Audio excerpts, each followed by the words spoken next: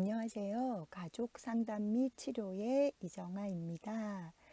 네, 우리는 지금 2주차 수업을 이제 비대면으로 온라인으로 진행을 했는데요. 네, 이제 3주차 수업도 저의 예상대로 그리고 여러분의 예상대로 여전히 비대면으로 수업을 진행하게 되었습니다. 아무래도 얼굴을 보면서 이야기를 하는 것과 또 목소리만 듣고 이야기를 하는 건 다르잖아요. 수업도 마찬가지인 것 같아요. 이렇게 얼굴을 보면서 여러분들이 이 부분을 이해를 못 하셨구나, 혹은 이 부분이 어렵구나, 그러면 제가 추가적으로 또 설명을 드리면서 이렇게 할 수 있는데, 제가 그냥 일방적으로 이렇게 녹음을 하다 보니까, 여러분들이 어떻게 이해를 하셨지? 라는 부분들이 표정에 보이지가 않아요. 그러니까 여러분 공부하시다가 어려우신 부분들은 단톡방에다가 질문을 올려주시면 제가 성의껏 답변을 드리도록 하겠습니다. 본 과목은 가족 상담 및 치료라는 과목이에요. 참 가족을 건드린다는 것이 정말 쉬운 부분이 아니에요. 왜냐하면 가족마다 특성이 있거든요. 어느 가족은 굉장히 가부장적인데 그들 나름대로 잘 살아요. 또 어느 가족은 위아래가 없어요. 그런데 그냥 그들끼리 잘 살아요.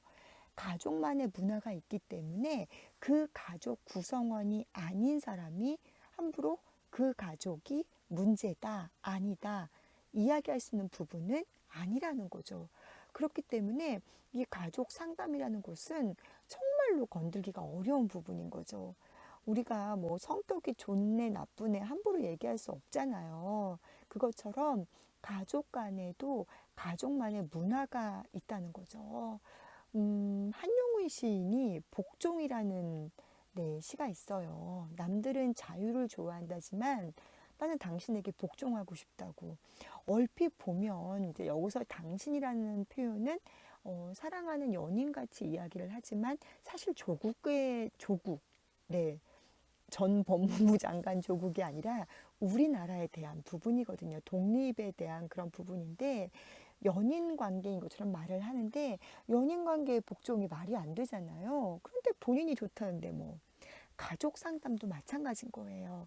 제3자가 볼 때는 그 가족이 문제가 있는 것 같고 뭔가 역할 분담이라던가 뭔가 소통이 안 되는 것 같지만 가족 구성원들은 거기에 대해서 큰 불만이 없게 살아간다. 네, 이러면은 함부로 건드릴 수 있는 부분이 아니라는 거죠. 네, 참 어려운 것 같습니다. 이 과목은 종강 때까지 아마 계속 그런 고민을 할 것 같아요. 네. 자, 그러면 3주차 수업을 시작하도록 하겠습니다.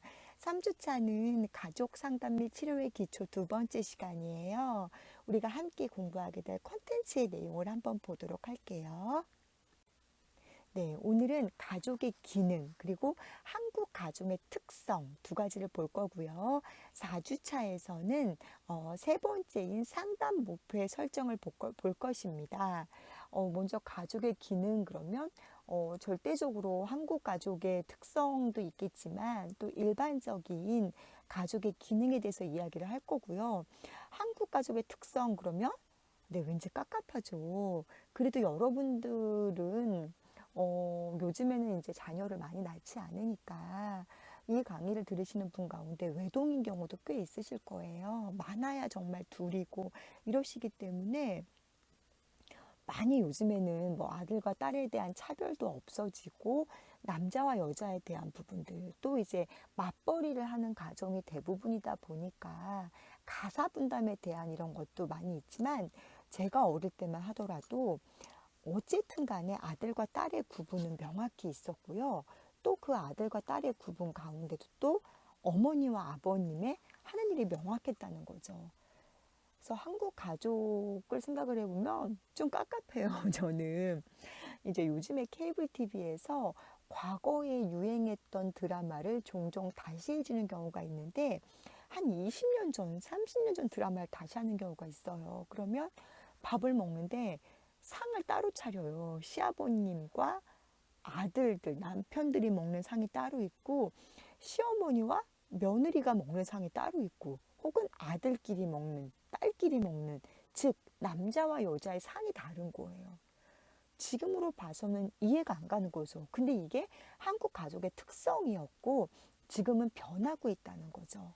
자, 어떠한 변화가 있는지 먼저 우리 가족의 기능부터 보기로 하면서 3주차 수업을 시작해 보도록 하겠습니다. 자, 먼저 가족의 기능인데요.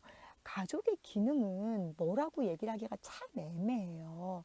왜냐하면은 그 사람들이 지금 처해진 상황에서 만약에 지금 우리 가족 구성원이 전부 다 어리고 뭐 유아가 많고 아동이 많은 상태라면 그들을 잘 돌보고 밥을 먹이고 잘 재우고 입히고 양육하는 이것이 가족의 기능이겠죠. 또 말을 배우는 시기에 아이가 있으면은 많은 대화를 하고 뭐 이런 시기가 될 것이고 청소년기에 가족이 있는 집이라면 입시라는 곳에서 그 입시라는 지금 큰 짐을 가지고 있는 상태잖아요. 그럼 그 입시라는 굴레 안에서 어떻게 적응을 해 나갈지 그런 부분들을 함께 노력하고 우리 왜 고3이 있는 집은 엄마도 고3이라는 말이 있잖아요. 뭐 숨도 못 쉰다는 말이 있는데 이렇게 이런 것들을 이겨나가는 그런 과정들이 필요하기 때문에 건강하고 기능적 가족의 관점은 다 달라요. 일관적 결론을 내리기는 힘들다는 거죠. 고3이 있는 집이면 공부할 수 있는 분위기를 만들어주는 가정이 건강하고 기능적인 가정이에요. 또 무슨 집에 환자가 있는 가족이라면 그 환자를 향해 다 같이 도와주고 또 쾌유를 바라고 혹은 간병을 같이 하고 이러한 가족이 기능적 가족이죠. 또 방금 말씀드린 대로 말을 배우는 유아가 있다거나 이런 가족이라면 아이들에게 엄마 아빠의 성 역할을 심어주고 또 엄마 아빠가 사랑하는 가족임을 정서적으로 안정될 수 있는 그런 가족임을 보여주는 것이 그 가족의 기능이라고 할 수 있는 거죠. 그래서 가족의 기능은 딱 뭐다라고 이야기할 수 없습니다. 근데 이것은 학자들도 마찬가지예요. 그래서 우리는 오늘 정신분석적 대상관계 가족치료 이론과 대화 가족치료 이론과 구조적 가족치료 이론, 경험적 가족치료 이론, 다세대 가족치료 이론 이 5가지를 내보려고 합니다. 여러분들 제목만 딱 봐도 좀 아시겠죠? 정신분석적 대상관계 그럼 뭔가 정신분석적 관점에서 여러분이 인행사에서 배우셨죠? 프로이드의 정신분석적 이론을 보시면은 이제 뭐 유아기 때 경험이 굉장히 중요하고 이런 것들 대화 가족 치료 이런 그러면 뭔가 대화를 하는 방법에서 뭐 이런 것들 구조적 가족 치료 이론 그러면은 네 뭔가 가족 간의 어떤 경계들 우리 실천론이라든가 실천 기술론 시간에 배웠던 것들 경험적 가족 치료 이론 그러면은 네 뭔가 그 가족의 경험을 통해서 이런 것들 다세대 가족 치료 이론 그러면은 건강하고 기능적인 여러 가지 세대의 어떤 그런 가족들이 어떻게 해야 되는지에 대해서 이렇게 이것들을 간단하게 보도록 할게요.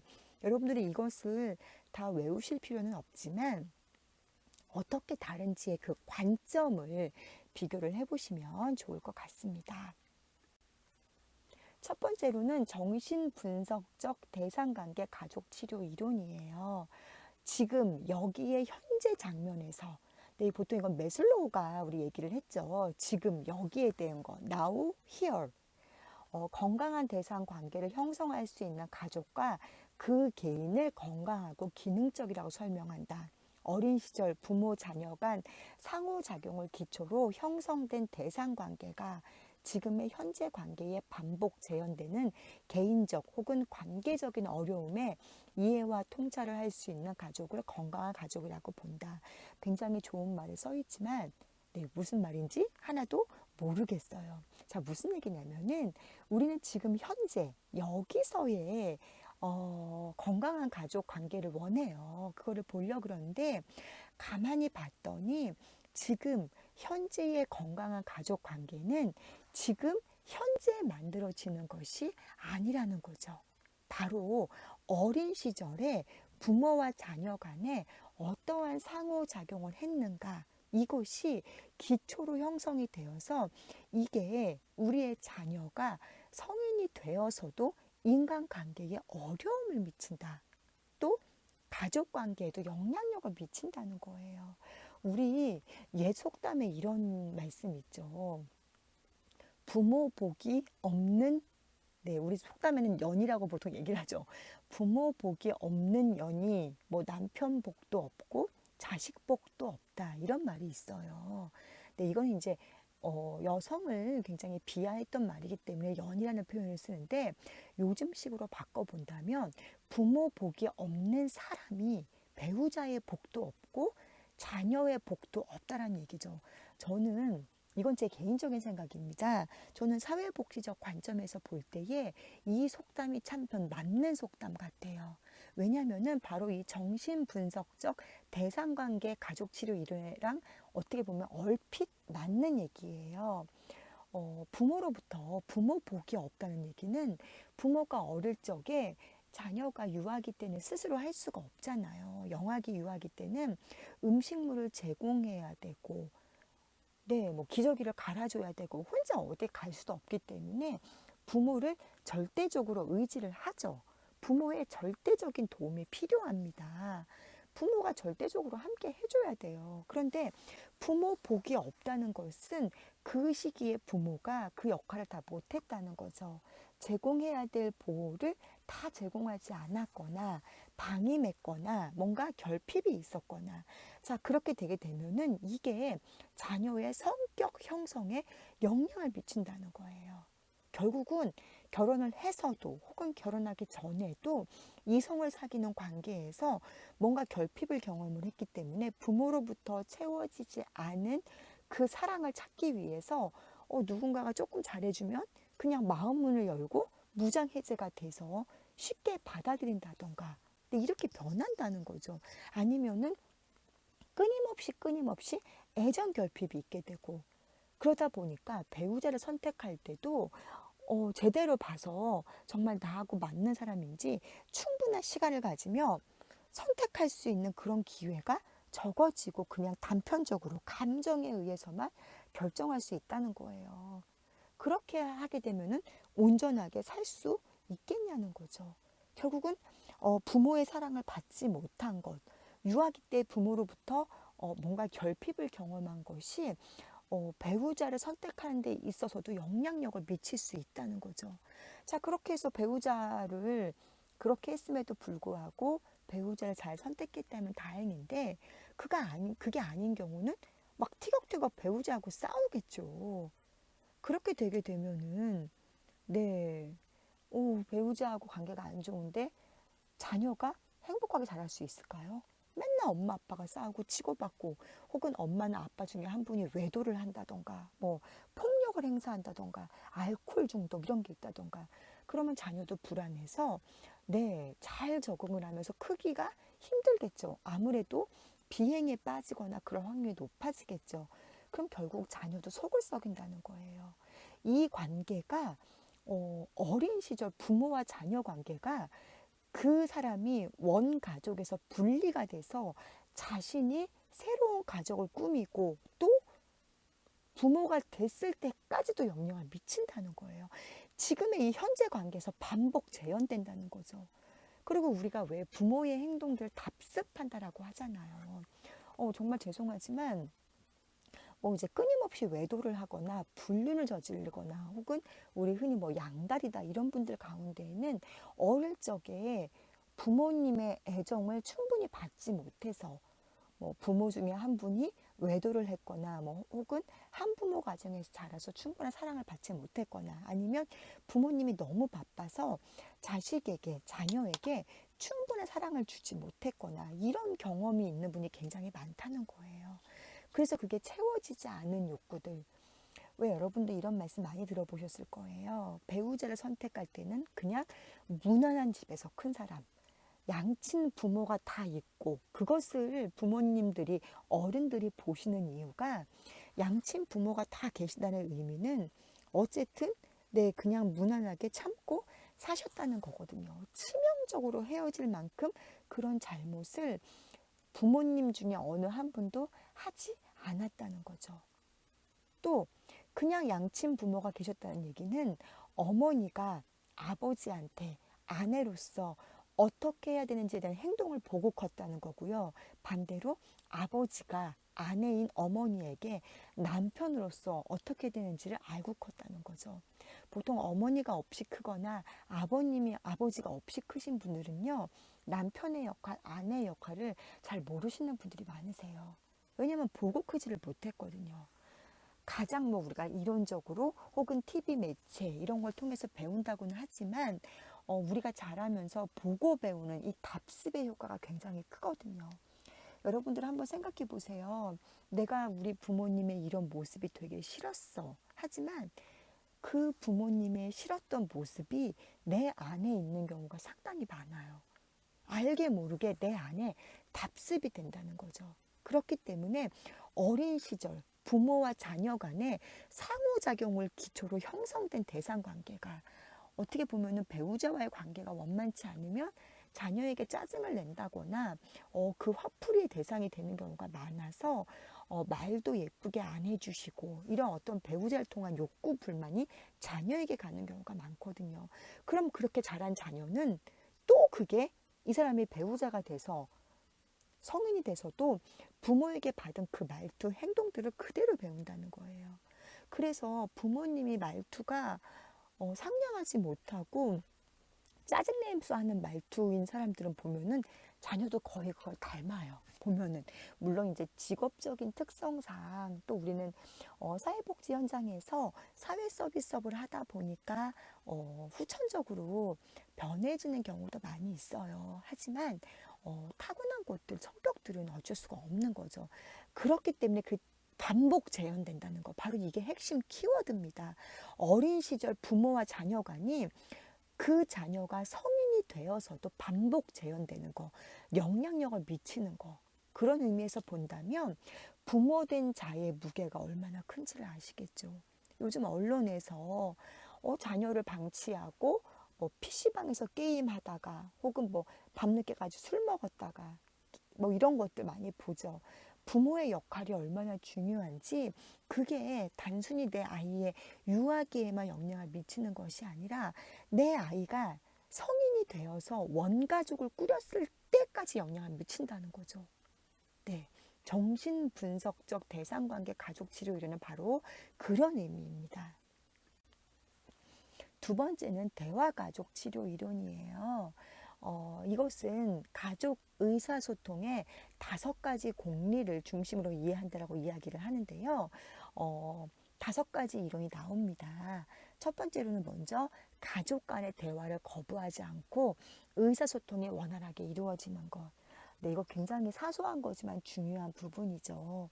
여러분은 가족 간의 대화를 얼마나 하시나요? 네. 그냥 보통 사춘기가 되면은 우리 이제 자녀들이 보통 부모님하고 대화를 안 하려고 한다 그래요.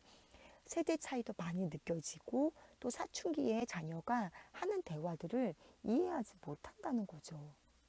그래서 뭐 설명을 해도 그 자녀의 대화에 함께 참여할 수가 없는 거예요. 그런데 이런 부분도 있지만 말하기 싫을 때가 왜 우리 있잖아요, 보면. 어떤 대화하는 스타일이라던가 말투라던가 이게 싫어서 이건 뭐 가족뿐만이 아니라 누군가하고 말을 하는데 뒷말을 하고 싶지 않게 말하는 거. 뭐 예를 들면은 제가 이런 실수를 했어요. 제가 왜 그랬나 모르겠어요. 이렇게 말을 했는데 그래 사람은 다 누구나 실수를 한단다. 다음에 안 그러면 되지 라고 좋게 말해준 사람과 네가 그렇지 뭐 너는 항상 그랬어. 너는 틀렸어. 이렇게 말한다면은 그 사람과 얘기하고 싶지 않겠죠. 이렇게 대화를 거부하지 않고 의사소통이 원활하게 이루어지고 있냐라는 거죠. 근데 이 대화가 어떤 그 사람의 말하는 방식이라던가 이런 것들의 문제 때문에 대화하고 싶지 않을 때가 있다고요. 네, 이러면은 문제가 생긴다는 거죠. 두 번째, 대화에 참여하는 두 사람의 관계가 서로 존중하는 관계이거나 관계 규정에 서로 합의된 거.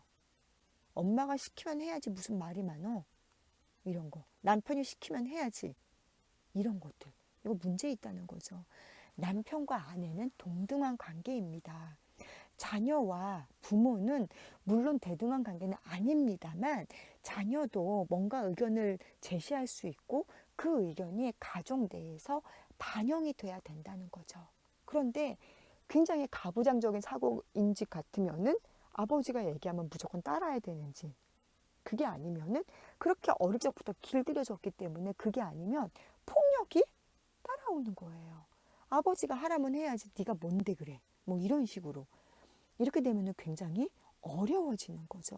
그런데 우리가 이제 그걸 봤을 때에 아니 왜 가족끼리 힘을 합쳐갖고 아버지 그러지 말라고 왜 말을 못해? 라고 이야기를 하는데 이 사람들은 그렇게 길들여진 거예요. 어릴 적부터. 그렇게 길들여졌기 때문에 어쩔 수가 없다는 거죠. 그렇게 길이 들여져서 그냥 근데 이거를 뭐 반항할 수도 없고 그렇게 된다는 거예요. 늘 그냥 어릴 때부터 가부장적인 사고에서 그렇게 컸기 때문에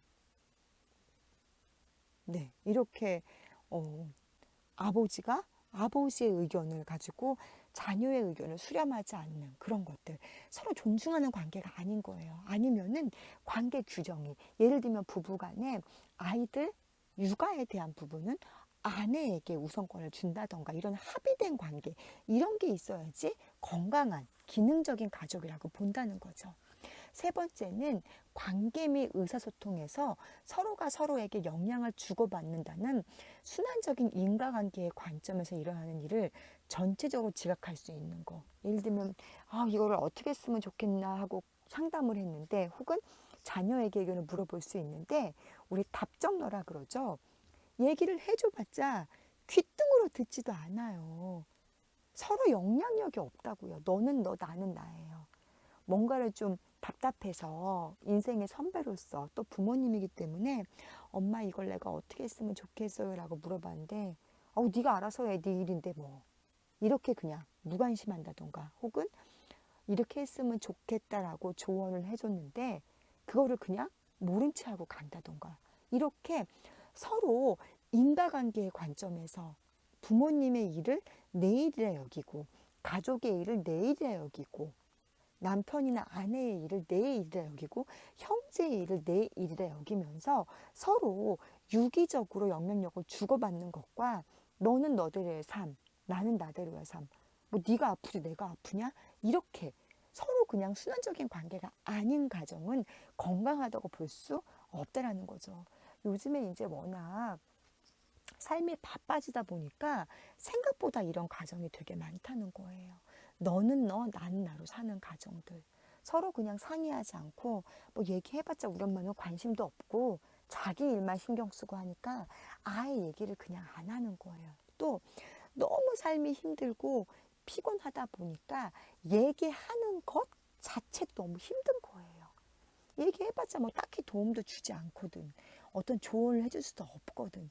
이러기 때문에 그런 경우도 상당히 많다는 것입니다. 네 번째는 디지털과 아날로직이 일치되는 대화를 하는 것입니다. 요즘에는 뭐 가계부 혹은 뭐 다이어리도 전부 다 스마트폰으로 하잖아요. 근데 저도 아직 좀 아날로직 세대라서 그런지 이렇게 월간 달력에 적어놓고 다이어리를 보고 좀 이런 걸 되게 좋아하거든요. 노트에다 적어놓고서 그날 해야 될 일을 이렇게 하나하나 지워가는 거. 저도 이런 거를 좀 좋아하거든요. 하지만 또 어떤 부분에서는 네, 디지털로 하는 것도 있고 이게 디지털이 모든 게 능사는 아니고 아날로직이 모든 게 능사는 아니거든요. 여기서 말하는 디지털과 아날로직이라는 것은 어떤 세대 차이를 이야기하는 것이 아닙니다. 우리 부모님의 세대가 디지털에 익숙하지 않기 때문에 아날로직 대화를 이런 의미가 아니라 이성과 감성을 얘기하는 거예요. 이성적으로 뭔가를 이야기했을 때 방향을 제시해주고 그런 부분은 상당히 좋지만 여기서 말하는 아날로직은 공감해주는 거, 감정적인 부분을 이야기하는 거죠. 특히나 우리는 사회복지하는 사람이기 때문에 대상자를 있는 그대로 받아들이고 공감하고 수용하는 그 자세가 얼마나 중요한지 우리는 이미 익히 배워서 알고 있잖아요. 그들을 비판하거나 잘잘못을 따지는 건 중요하지 않다는 거죠. 우리는 그냥 있는 그대로 받아들이고 그 사람들이 속에 있는 감정을 개워내고 싶을 때 우리는 그냥 개워낼 수 있도록 들어주면 되는 거예요. 그래서 여기서는 옳고 그름의 문제보다는 공감을 이야기하는 거고요. 누가 그런 말을 하더라고요. 여러분들 남자랑 남자친구랑 뭐 대화할 때 오빠 나 이런 게 너무 힘들어 이러면은 우리가 원하는 것은 여자가 원하는 것은 아우 네가 되게 많이 힘들었구나 아우 고생했다 이 말을 원하는데 힘들어? 그만둬 이렇게 얘기한다고 하죠. 보통 남자들은 디지털적이어서 컨설팅을 하고 뭔가 방법을 제시해 주길 원하고요. 여자는 아날로직이어서 뭔가 좀 감성에 공감해 주기를 원한다고 합니다. 네, 지금 이 얘기를 들으시면서 아마 공감하시는 분 많으실 텐데요. 우리는 뭔가 누구에게 공감을 얻기 위해서 나 머리가 너무 아픈 것 같아. 그럼 머리가 얼마큼 아픈데 한번 만져줄까? 열이 나나? 이거를 바라는데 머리 아파? 약 먹어. 혹은 병원 가. 딱 이거 한마디로 끝나면 굉장히 서운하죠. 바로 대화라는 것은 디지털과 아날로직이 함께 이루어져야 된다는 거예요. 여러분들 강의 듣기 이해되시나요? 이걸 제가 물어본다면 이건 디지털이에요.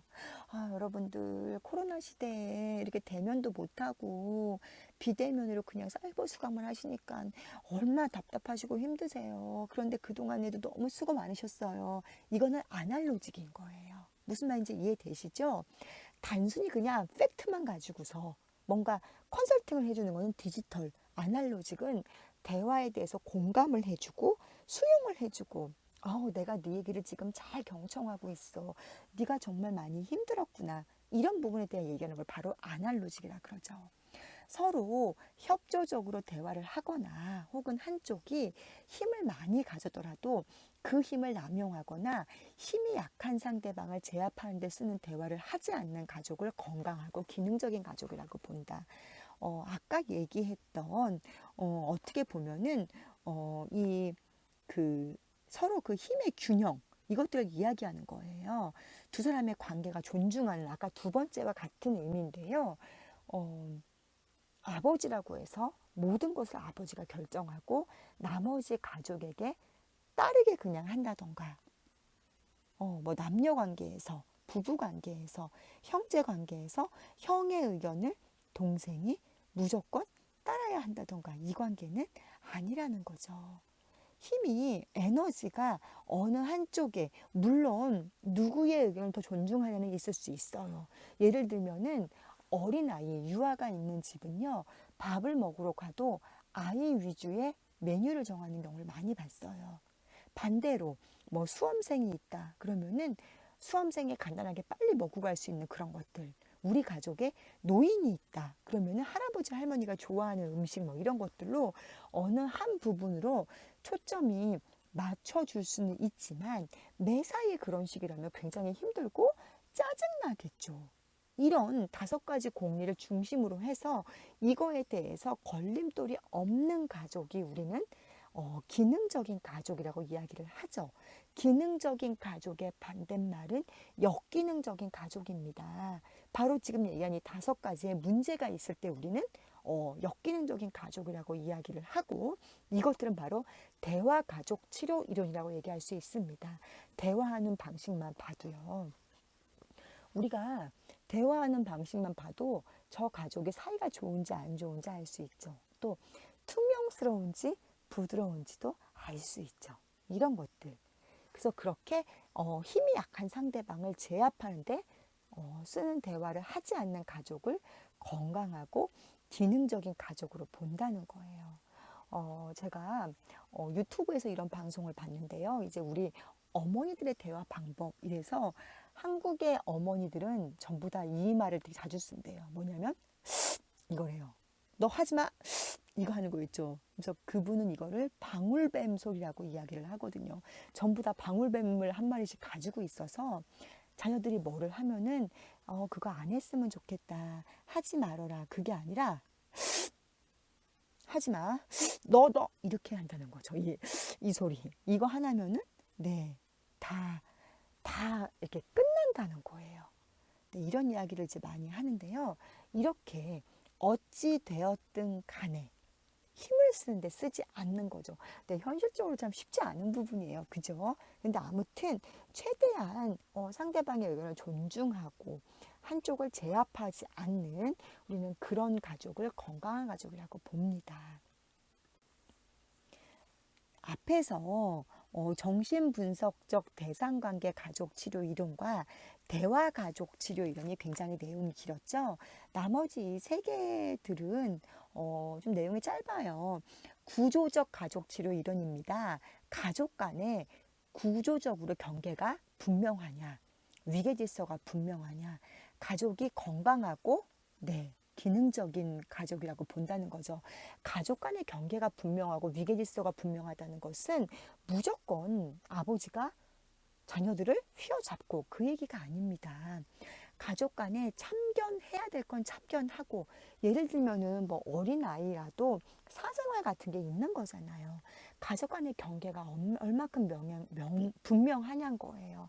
아이 것은 아이 것들을 존중해주고 무조건 다 그냥 아이의 어떤 생활들을 부모가 다 알려고 하고 이것은 경계가 명확하지 않다는 거죠.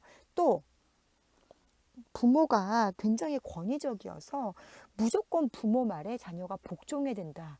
네, 이게 위계질서가 명확한 게 아니라는 거죠. 하지만 반대로 또 부모가 너무 수용적이어서 자녀가 위아래도 없는 거예요. 기본적인 예의가 없는 경우. 이것도 위계질서가 명확하지 않다는 거죠. 가족 간에 아무리 어린 자녀일지라도 자신의 사생활은 사생활대로 존중해주고 또 부모에게 해야 될 예의는 갖추고 이런 게 명확한 가족이 건강하고 기능적인 가족이라는 거예요. 요즘에는 이 가족 간의 경계가 무너지고 위계질서가 무너지고 있죠. 이제 간혹 가다가 많이 봐요. 자녀가 특히나 요즘에는 아버님들이 저희 어릴 때 같지 않고 뭐 딸 바보, 아들 바보라는 말이 나오는데 주로 그 딸 바보, 아들 바보가 네, 거의 다 보면은 남자분들이 많으세요. 보면은 여자분들보다 남자분들이 주로 많으신데요. 이제 이런 분들이 그 너무나 잘 해주다 보니까 그런 가족 관계가 무너진다는 거죠. 그래서 아이들이 아빠를 대하는데 아빠가 아니라 무슨 몸종 대하듯이 또 그런 경우도 굉장히 많이 봤거든요. 너무나 그냥 자녀들의 사생활을 다 이렇게 그냥 부모가 간섭하고 또 자녀들은 부모를 부모가 아닌 친구 혹은 동생뻘 대하듯이. 근데 이거는 건강하고 기능적인 가족이라고 할 수 없다는 겁니다. 네 번째는 경험적 가족 치료 이론이에요. 가족원 간에 자기 가치감이 높고 자아 존중감이 긍정적으로 형성되어서 1차적으로 의사소통을 하는 것이 기능적 가족이다. 우리는 태어나면서 누군가의 가족으로 소속이 됩니다. 그래서 첫 어떤 사회화를 가족에서 배우죠. 근데 가족이 뭐 항상 무시하거나 비하하거나 이런 분위기 속에서 우리가 되게 무심코 하는 말 가운데 그런 거 있거든요. 아우 얘는 그런 것도 못해 얘는 네가 뭐 할 수 있겠어? 네, 우리는 이런 말도 보면은 많이 배우거든요.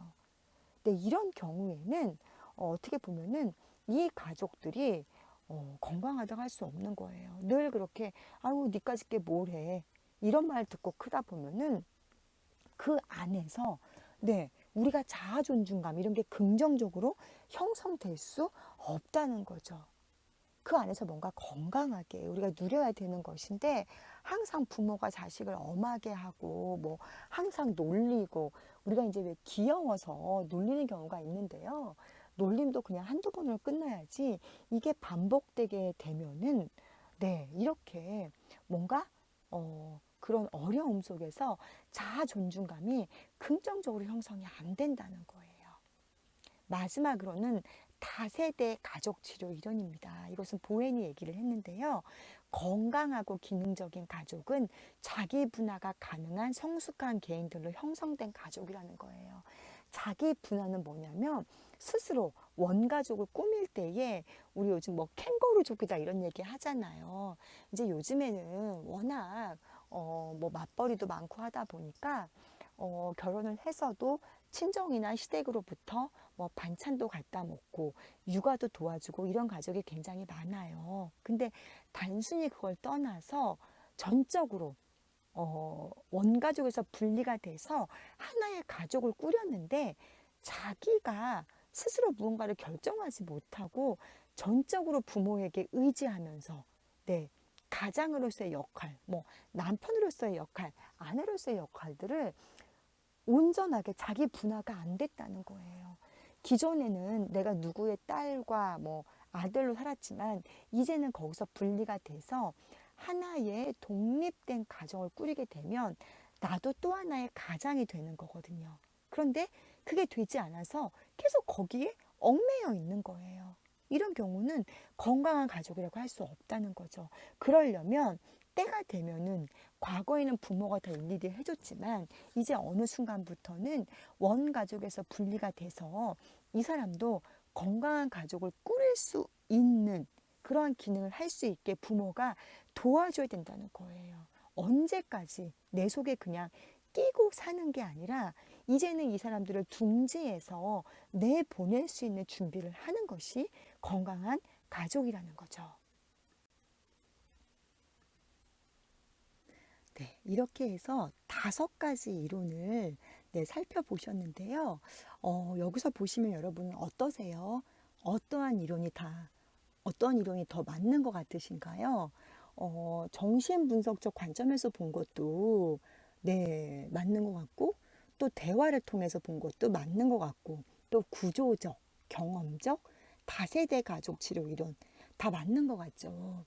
이렇게 학자들마다 서로 관련성을 갖고 있다는 거예요. 이 이론들은. 그리고 겹쳐지는 부분도 있고 또 어떤 사람은 아까 우리 본 정신분석적 대상관계 같은 경우는 어릴 적의 경험, 대화 가족 치료 이론은 대화에 대한 부분들 뭐 이렇게 서로 어떻게 보는가가 차이가 있다는 거죠.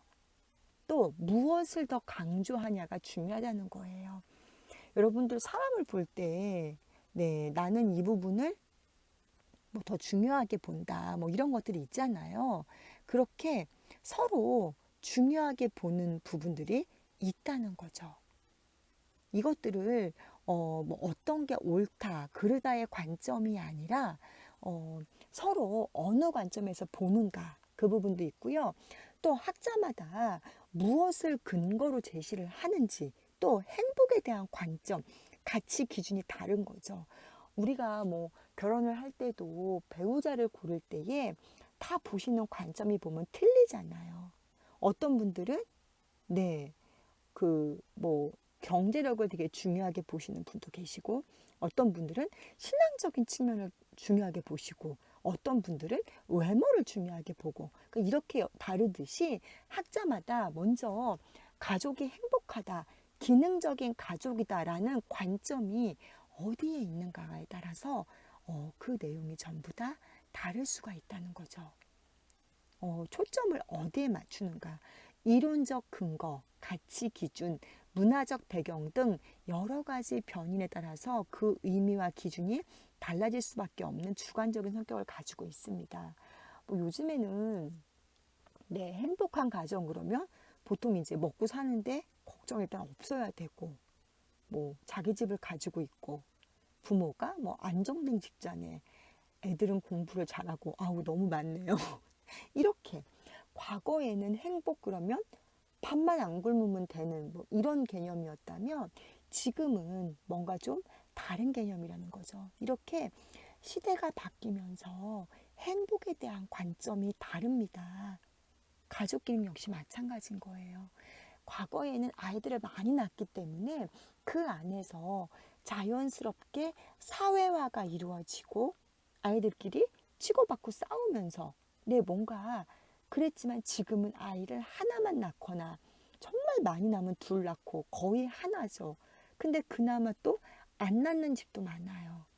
이렇게 보면서 가족이 이제 아이가 많은 집 같은 경우는 그 안에서 부모의 역할 또 장남, 뭐 둘째 이런 것들이 명확하게 구분이 됐다면 지금은 아이가 하나밖에 없고 하다 보니까 어떻게 보면 아이가 되게 아이 위주로 아이가 왕같이 되는 그런 상황이 많잖아요. 이렇게 시대가 바뀌고 가치 기준이 바뀌면서 여러 가지 가족 행복에 대한 의미라던가 그 기준이 달라질 수밖에 없는 주관적인 성격을 가지고 있다라고 이야기할 수 있습니다. 그러면은 가족의 기능, 그 의미가 무엇인지 학자마다 정리해 놓은 걸 한번 보도록 할게요. 다 사실 내용이 비슷비슷해요. 제가 가족의 의미에 대해서 슬라이드 3개를 집어넣었는데 단어만 틀리고 다 사실 내용이 비슷합니다. 아까 우리 봤던 5가지 이론과 비슷한데요. 가족원의 인격이 존중되고 인정받으며 안정감을 느끼는 가족은 당연히 기능적인 가족이죠. 또 기능적인 가족은 가족의 개별성을 인정하고 가족 간의 친목을 도모하며 가족의 사회성을 고무하는 가족. 다 친목도 가족끼리 친하고 개별성을 인정해주고 자기 존중감, 솔직하고 직접적이며 개방적인 의사소통, 융통성이 있는 가족 규칙.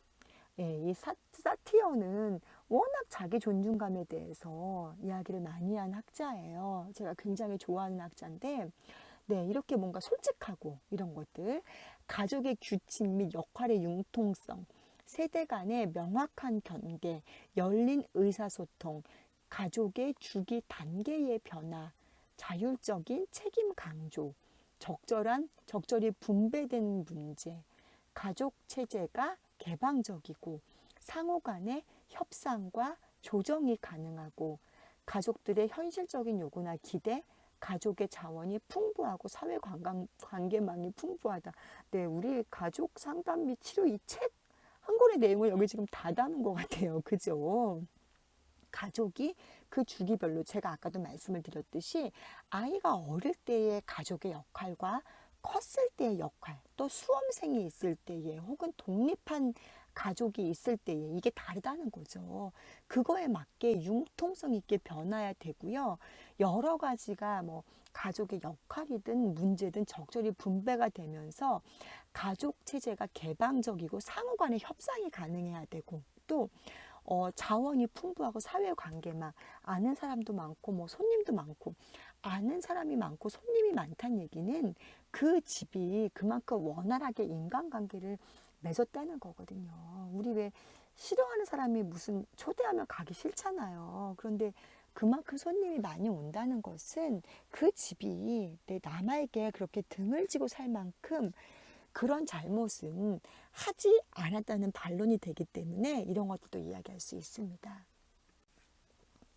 기능적 가족은 하위 체계의 경계선이 분명하나 가족의 요구에 따라 변화되는 특성을 보이고 하위 체제의 경계선, 즉 부모와 자녀 간의 예절이 있다는 거예요.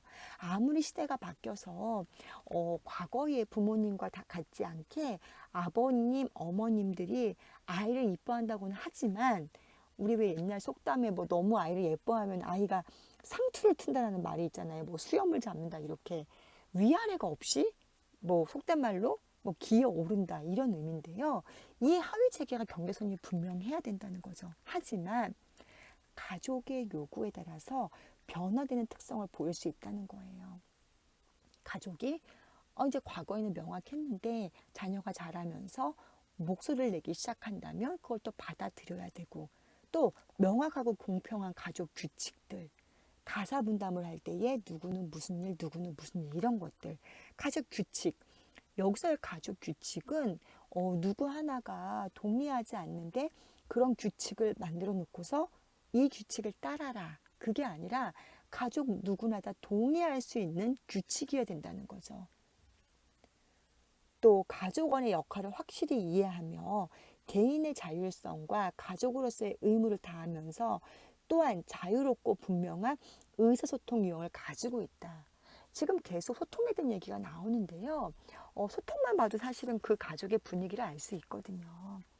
뭐 하다못해 식당을 가도 밥을 먹으면서 말없이 그냥 밥만 먹는 가족이 있는가 하면, 말하면서도 아버님이 훈계하셔가지고 야단 맞는 것 같은 분위기인 집이 있는가 하면은 그냥 부모님은 조용히 밥만 먹는데 아이들이 막 시끄럽게 떠들고 돌아다니고 막 이런 집도 있죠. 이게 다르다는 거예요. 근데 이 소통이 자유롭게 자기가 하고 싶은 말들을 할 수 있어야 된다는 거죠. 또 다른 학자 한번 볼까요? 순환적 인식론과 체제적 관점에서 가족 체제의 수준별로 개인 생태 체제, 이런 것들 전체 생태 체계의 조화가 이루어야 된다는 거죠. 생태 체제의 관점은 뭐냐면 우리는 그냥 환경을 떠나서는 살 수 없다는 거예요. 사람이 성격이 왜 저렇게 되었는지, 행동 양식이 왜 저렇게 되었는지는 생태 체제, 그 사람의 환경을 보면 알 수 있다는 거죠. 여러분들 가끔 TV에서 어떤 흉악범들 나오다 보면은 이 사람이 왜 이렇게 흉악범죄를 저지르게 되었는지, 이러한 부분들을 이 사람의 탄생부터 성장 배경, 이렇게 모든 관점으로 보는 경우가 간혹 있죠. 바로 이렇게 환경의 영향을 많이 받는 것이 인간이기 때문입니다. 이런 걸 무시할 수 없다는 거죠. 그 안에서 가족의 체제에서도 같은 부모 밑에서 컸지만, 또 같은 환경에서 컸지만 서로 성격이 다르고 일을 처리하는 과정이 다를 수 있잖아요. 그런 것들을 인정해줘야 된다는 거예요. 또 다른 학자의 얘기를 볼까요? 정의적, 구조적, 인지적, 통제적, 재정적, 외적 관계 영역으로 구성되어 있는 복합적 개념이다. 즉, 가족 기능이라는 것은 그냥 어느 한 사람의 이렇게 의미로 받아들이는 것이 아니라 가족 전체가 하나의 어떤 관계를 갖는 그런 구조다. 가족 체제의 성장, 연속, 생존을 유지하는 데 필요한 활동으로 가족 구조의 결과이며 가족 개인 구성원의 요구를 충족시켜 주는 것이라고 나와 있죠. 가족은 우리가 서로 등지고 얼굴을 안 보고 산다고 해서 변해지는 게 아니죠. 안 보고는 살지만 우리가 누구누구의 아들이고 딸인 것은 변함이 없어요. 그런데 대부분 우리가 독립할 때까지는 함께 살잖아요. 생존 공동체예요. 또 같이 성장하고 연속적으로. 그렇기 때문에 서로 필요한 것을 충족시켜 준다는 거죠. 가족끼리 가족 구성원 중에 누구 한 명이 실패를 하면 서로 다 아프고 힘든 거예요. 또 누가 공부를 잘하고 대학을 잘 가고 이러면 서로 기뻐하고, 이런 것들을 서로 함께 한다는 거죠. 기능적인 가족이란 가족 내 하위 체제 간 경계가 분명하면서도 경직되지 않고 상호작용을 적절히 유지하고 가족원 개개인의 자율성과 발전을 도모하는 동시에 가족원들 간의 친밀감과 유대감이 있으며 명확하면서도 융통성 있는 가족 규칙을 가짐으로써 가족 체제의 변화와 가족원들 사이에 갈등 상황에 잘 대처하여 신속하게 안정을 되찾고 균형 상태를 유지할 수 있는 힘을 가진 가족이다. 가족의 역할과 행위로서 가족 행동을 의미하며 그 행동의 결과가 사회의 존속, 유지 및 가족 구성원의 욕구 충족에 어떠한 영향을 주는가라는 문제와 관련된 개념이다. 가족 구성원들의 성장을 촉진하거나 저해하는 방향으로 작용할 수 있는 가족 구조, 가족 의사소통, 가족 애정성의 세 개의 하위 요소를 구성된 것으로 가족 구성원 각 개인과 그들 사이의 관계 및 상호작용에 직간접적인 영향을 미치는 인지, 정서, 행동적 요소가 포함된 복합적인 기제이다. 우리가 지금 슬라이드 3장에서 가족의 의미가 어떤 것인지에 대한 정의를 외국의 학자와 한국의 학자를 통해서 보았습니다. 여기서 공통적으로 나오는 단어들이 있죠. 첫 번째가 경계예요. 아무리 세상이 변했어도 아버지는 아버지고 자녀는 자녀라는 거죠. 그 경계가 불분명해서 자녀가 맘먹고 아버지가 그냥 아이와 형제 같고 이거는 아니라는 거예요. 분명히 또 부모가 자녀의 영역을 그냥 무조건적으로 침범하고 이거는 아니라는 거죠. 바로 경계라는 중요한 키워드가 나왔어요. 두 번째는 소통입니다. 부모라고 해서 무조건 자녀의 의견을 무시하거나 받아들이지 않고 혹은 부모의 의견을 무조건 자녀 보고 따르라는 것이 아니라 자녀도 자신의 의견을 제시할 수 있고 그걸 통해 서로 순환적으로 영향력을 주고받는다는 거죠. 네, 세 번째로는 친밀감, 유대감, 가족 규칙 이런 거예요. 가족이라는 것은 우리가 인지적으로만 발전을 하는 곳이 아니라 정서적인 발달도 필요한 곳이라는 거죠. 바로 균형 상태를 유지할 수 있게 하는 이것도 굉장히 중요한 내용이라는 것입니다. 이 가족 간의 기능적인 의미가 상당히 중요해서 이렇게 우리는 태어남과 동시에 누군가의 가족으로부터 시작을 하고 어느 곳에 가족으로 소속되어 있는 거죠. 이렇게 되기 때문에 어느 의미에서 본다면은 우리가 사회생활을 하기 전에 이미 가족 내에서 사회성도 기르고 또 인지력도 길어야 되고 소통하는 방법, 협상하는 방법 이런 것들을 길러내는 과정이고요. 또한 가족이 예의도 알아야겠죠. 근데 요즘에 가족 내에서 예의를 모르는 집이 너무 많죠. 그렇게 가족 내에서 예의를 배우지 못했기 때문에 사회 나와서도 예의가 없는 경우가 굉장히 많은 거예요. 이렇게 이제 제가 초기에도 말씀을 드렸지만 가족 그 관계에서 이제는 아이를 하나밖에 안 낳거나 정말 많이 낳아요, 둘. 아니면 하나도 안 낳는 가족도 많다 보니까 이제 이런 경우에 있어서 네, 가족 간에 이런 기능 등이 문제가 있을 수 있다는 거죠. 그래서 이렇게 경계가 분명하고 또 그 경계가 한 번 경계가 생기면 영원히 가는 것이 아니에요. 경직되지 않아서 때로는 이 경계가 변할 수도 있는 거고요. 가족 규칙이 그 안에서 있고 상호작용을 적절하게 하면서 소통을 원활하게 하고 이런 것들 그 안에서 가족이 문제가 없어야 좋은 기능적인 가족은 아니에요. 문제가 있지만 그 안에서 또 빨리 균형을 찾고 이런 것들 운명 공동체로서 서로 영향력을 주고받는 이런 관계가 좋은 관계라고 할 수 있다는 것입니다. 네, 그렇다면 이제 골치 아픈 한국 가족의 특성을 한번 볼게요. 이론의 형성의 문화적, 사회적 배경의 차이입니다. 한국 가족은 서구 사회의 가족과 가족 가치와 문화적 배경이 다르다라고 나와 있죠. 저희 오빠가, 저희 친오빠, 바로 위에 오빠가 토론토에 살아요. 캐나다에 사는데, 저희 조카가 초등학교 1학년 때, 그리고 둘째는 6살 때 갔거든요. 근데 지금 이제 이미 10년이 넘었어요. 거의 한 15년 가까이 이렇게 됐어요. 14년, 13년 됐는데, 어느 대학 갈지, 무슨 과를 갈지에 대해서 부모가 전혀 타치를 안 해요. 아이들 삶이 있는데 그걸 왜 부모가 그러냐. 저희 오빠는 분명히 한국 사람이에요. 한국 사람인데 이제 어쨌든 간에 6년, 7년을 한국에 살고 이제 아이들 데리고 간 거죠. 결혼하고 6년, 7년 살고서 이제 갔는데 어느새 사실은 저희 오빠가 토론토를 갈 때 그때가 이미 30대 이제 후반의 나이였거든요. 그러니까 한국 땅에서 30년을 넘게 산 거예요.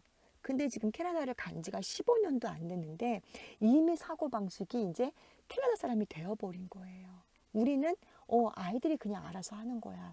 자기의 삶이 있는데 왜 아이들을 그렇게 하지? 저희 이제 제가 오빠가 두 분인데 작은 오빠가 캐나다에 계시고 이제 큰 오빠는 한국에 있는데 큰 오빠가 저희 조카 자기 아들의 SNS를 본 거예요. 저희 조카가 좀 다쳤는데 이제 혼날까봐 집에다가는 얘기를 안 하고 이제 SNS에 올린 거예요. 자기 다쳐갖고 아프다고. 근데 이제 오빠가 아이의 SNS를 보고서 다친 걸 알게 된 거죠. 너 이놈 새끼 왜 다쳤는데 말을 안 했니? 이렇게 얘기를 이제 했어요. 우리 한국 사회에서는 흔한 일인 거잖아요.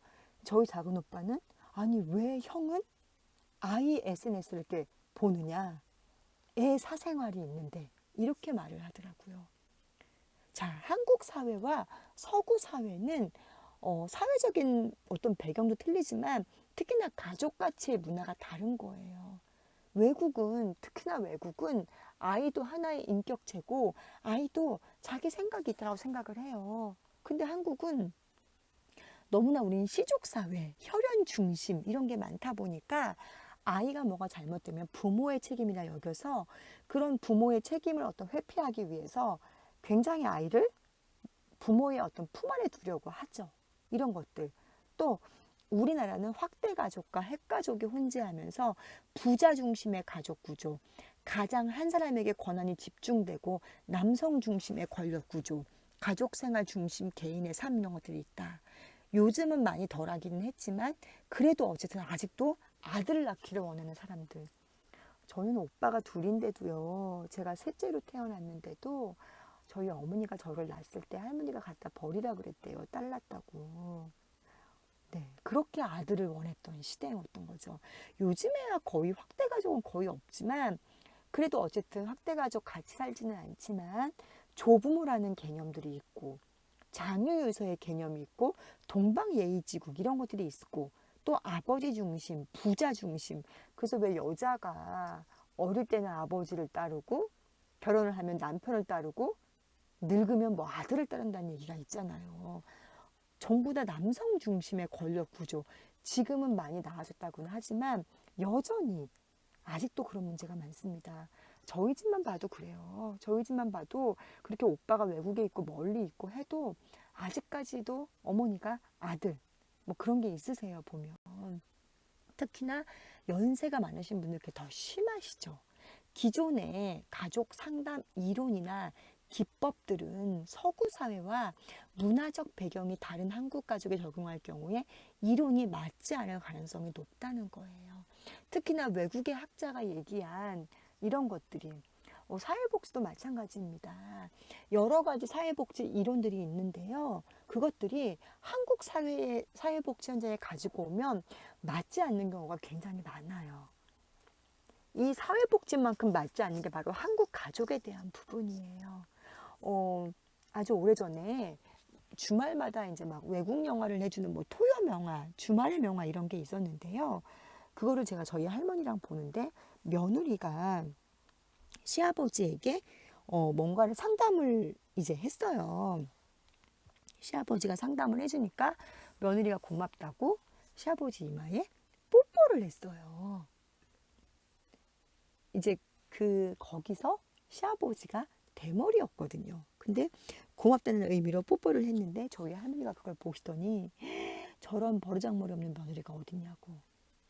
사실 외국에서 그냥 뽀뽀는 인사예요. 그리고 우리 시아버지한테도 보통 아버님 안 그러고 왜 이름 부르죠. 뭐 로버트 이렇게 이름 부르잖아요. 외국은 그렇게 하잖아요.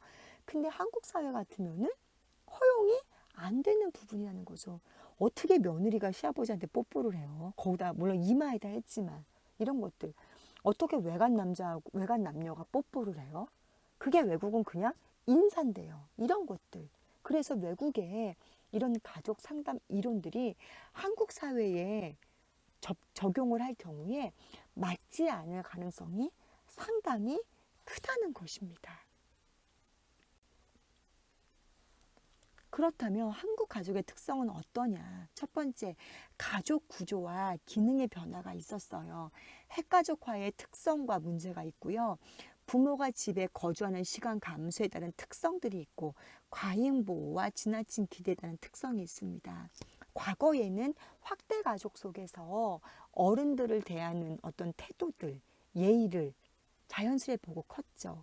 음식물이 있으면 어른들을 먼저 드려야 되고 어른이 숟가락을 드신 다음에 먹는 거고 이런 것들을 누가 가르쳐 주지 않아도 그냥 자연스럽게 내 몸에 그냥 익히게 됐어요. 부모님들이 하는 것을 그냥 보고 큰 거죠. 제가 오늘 답습이라는 말씀을 많이 드리는데요. 그냥 부모님이 하는 대로 보고 배운 거예요. 뭐 따로 가르치지 않아도. 하지만 지금은 핵가족 시대이기 때문에 우리 부모가 그 부모, 조부모에게 어떻게 하는지에 대해서 보지 못하고 컸어요. 또 요즘엔 맞벌이가 많기 때문에 부모가 집에 거주하는 시간이 없죠. 그래서 아이들이 보통 학원에서 많이 시간을 보내게 되죠. 그러니까 부모와 함께 뭐 예의 범절을 배우거나 그럴 시간이 없는 거예요. 세 번째로는 과잉 보호와 지나친 기대. 아이를 여러 명 낳으면 그 중에 누구는 공부를 잘하고 그 중에 누구는 운동을 잘하고 이런 특성들이 있는데 하나, 진짜 많아야 둘. 정말 하나밖에 없다 보니까 그 하나에게 모든 기대를 걸고 모든 초점이 그 하나에게 맞춰져 있는 거죠. 또 어떤 분은 그런 말씀하세요. 가지가 많은 나무에 바람 잘 날이 없는데 아이가 하나밖에 없으니까 차라리 잘 된 거 아니냐. 두 명한테 막 신경 쓸 걸 그냥 한 명만 신경 쓰고 한 명만 챙기면 되니까 속이 편하다 이런 얘기도 하는데 네, 그건 아니라는 거죠. 근데 희한한 게 뭐냐면 공부를 잘하는 집은 형제가 거의 다 공부를 잘해요. 근데 보통 공부를 못하는 집은 형제가 다 공부를 못해요. 그런 특성들이 있다는 거죠. 이게 어떤 집안의 분위기도 있고 양육 방식도 있다는 거예요. 이렇게 과잉보호와 지나친 기대가 있다는 거죠. 한국의 가족 특성 두 번째는요. 가족 관계 및 역할의 변화예요. 부부 관계가 변화하고 부모 자녀 관계의 변화인 거죠. 맞벌이가 많다 보니까 과거에는 가사일, 자녀 양육의 일이 전부 다 여성의 일이었어요. 어머니의 전유물이었습니다. 하지만 지금은 맞벌이를 하다 보니까 아버지가, 남성이 가사 일을 분담해주고 또 때로는 뭐 아이를 뭐 어린이집 끝나는 시간에 데리러 갈 때에 일찍 끝나는 사람이 데리러 간다던가 이런 문제가 생길 수 있다는 거죠. 또 아이를 하나밖에 안 낳다 보니까 정말 금이야 오기야 키우는 거죠. 부모와 자녀 관계에 변화가 생겼어요. 그러다 보니 그 경계가 명확하지 않고 위계 질서가 무너지는 경우가 상당히 많다는 거예요. 한국의 가족 특성 세 번째는 의사소통과 관련된 특성입니다. 감정적인 경향이 있고 일방적 의사소통이고 비언어적 의사소통, 간접적 우회적 의사소통, 과거지향적 의사소통. 무슨 얘기냐면은 우리는 보통 기분 나쁠 때 그때 얘기하는 것보다 한참 지난 다음에 사실은 나 그때 기분 나빴어. 이렇게 과거지향적으로 이야기를 하죠. 또 직접적으로 너 이거 해 이러면 상처받을까봐 말을 돌려서 해요. 또 우리 말로 하기보다는 행동으로 보이는 경우 많죠. 뭐가 싫고 따분하면 뒤로 빠져 있는다던가 싫은 기색을 한다던가 또 때로는 부모가 일방적으로 그냥 따다다다 하는 경우 되게 많죠. 또 감정적인 경향이 많아요. 그 말을 할 때 말투가 기분 나쁘더라. 뭐 내가 한 의견에 대해서 반대의 의견을 내면 내 의견이 별론가 보다라고 생각하지 않고 제가 나 일부러 골탕 먹이려고 그러는 거야라고 우리는 감정적으로 보는 경향이 많은 거예요. 또 우리 예쁜 사람 보면은 그냥 예쁘다 그게 문제가 아니라 또 그 사람의 사생활을 드러내면서 우리 왜 깎아내린다고 하잖아요. 보통 우리 여자들이 그런데요. 예쁜 연예인 나오면은 그냥 예쁘다 이게 아니라 그 사람의 막 사생활을 들춰내면서 이렇게 뭔가 안티팬이 생기고 이렇게 한국 가족의 특성인 거예요. 감정적인 것들. 이거를 꼭 쌓아두고 있고 우리 고부간의 갈등 이게 한국에만 있는 말이라고 하죠. 한 남자를 향한 두 여자의 갈등인 거예요. 바로 시어머니와 며느리의 갈등인 거죠. 특히나 시어머니가 그냥 무난하게 행복하게 사셨던 분 같으면 덜해요. 그런데 시어머니가 시아버님과의 관계가 좋지 않았거나 일찍 혼자가 되셔가지고 그 자녀만 바라보고 힘들게 키운 경우 이런 경우는 이게 더 심하다는 거예요. 이런 것들. 그래서 왜 화병 났다. 우리 화병을 번역할 말이 없대요. 이거를 어떻게 이 정서가 한국에만 있는 정서래요. 마지막으로 한국 가족의 특성입니다. 밀착과 격리와 관련된 특성, 정서적 응집이 있고 자녀 중심적, 결혼 이후에도 원가족과 분리가 어려운 특성. 맨 마지막 거부터 볼게요. 결혼 이후에도 원가족과 분리가 어려운 특성이 있습니다. 그거는 위에 두 가지, 정서적 응집과 자녀 중심적이라는 거의 결과물일 수도 있는데요. 요즘에는 워낙 맞벌이도 많고 자녀가 완전히 몸은 성인이 되었지만 정서적으로 자립이 안 된 상태에서 결혼을 하다 보니까 육아에 대해서도 혹은 가정을 꾸려가는 과정에서도 원가족과 분리가 안 되는 거예요. 그렇기 때문에 자녀를 봐준다던가 음식을 해준다던가 뭐 이런 것들. 그 다음에 우리는 혈연 중심의 문화, 내 가족만 챙기는 경우가 되게 많죠. 보통 외국은 가족 중심의 문화에서 개인주의로 갔다 그래요. 가족끼리 챙기다가 이제는 다 개개인의 삶. 근데 한국은 가족 중심의 문화에서 배타적 가족 중심으로 갔다고 이야기를 합니다. 가족 중심의 문화는 서양과 똑같아요. 근데 그 다음에는 배타적 가족 중심, 내 가족만 챙긴대요. 이렇게 응집력이 있다는 거예요. 그래서 우리 왜 이런 얘기 하잖아요. 내 동생 혹은 뭐 내 자녀를 내가 그렇게 욕하고 막 그래도 밖에서 누가 욕하면은 절대 그걸 못 본다면서요. 이렇게 응집력이 있고 점점 우리는 자녀 중심적으로 간다는 거죠. 메뉴를 정할 때도 아이가 원하는 거, 아이가 먹고 싶어 하는 거 이렇게 정하는 경우가 상당히 많잖아요. 그리고 뭐 이사를 가도 아이 학교 문제 뭐 이런 것들 아이 중심으로 이런 것들이 많다는 거죠. 근데 이것들이 시대적 상황이기 때문에 어느 정도는 이해가 가지만 그렇다고 해서 부모와 자녀 간에 경계가 허물어지거나 위계 질서가 허물어진다면 이것은 건강하고 기능적인 가족이라고 할 수 없다는 것입니다. 그래서 우리는 이 부분을 상당히 조심을 해야 될 것 같아요. 이젠 자녀를 출산율이 워낙 낮다 보니까 자녀를 낳지 않아서 자녀가 굉장히 귀하고 자녀 중심적인 거는 맞는데 그래도 위계를 잡아야 될 것은 잡아야 된다는 거죠. 이렇게 해서 3주차 수업이 끝났습니다.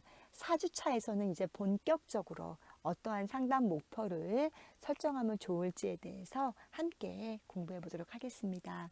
여러분 긴 시간 동안 수고 많으셨고요. 저는 4주차에서 다시 뵙도록 하겠습니다. 감사합니다.